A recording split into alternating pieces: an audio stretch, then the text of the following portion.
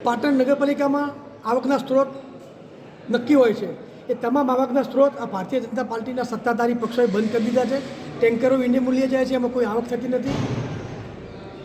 તેમજ આરટીઓમાં એક કાયમી કર્મચારી બેસાડવામાં આવતો હતો, એ ત્યાં સ્થળ ઉપર જ ઘરની આવક લેતો હતો, એ પણ વર્ષોથી બંધ છે. નગરપાલિકામાં જે રોડ ખોદાઈના પૈસા છે, ખરેખર જેટલા ફૂટ રોડ ખોદો એટલા પૈસા ભરવાના હોય છે, પણ કોન્ટ્રાક્ટરો સાથે ભાગ બટાઈ હોવાના કારણે એ લોકો લગભગ પૈસા ભરતા નથી. ભરે તો અડધા પણ ભરે છે, એટલે નગરપાલિકામાં આવક ઓછી થાય છે.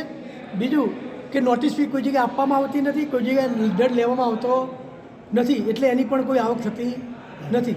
નગરપાલિકામાં વેરા વધારા હોવા છતાં પણ આજે એમને આભાસી બજેટ રજૂ કર્યું છે.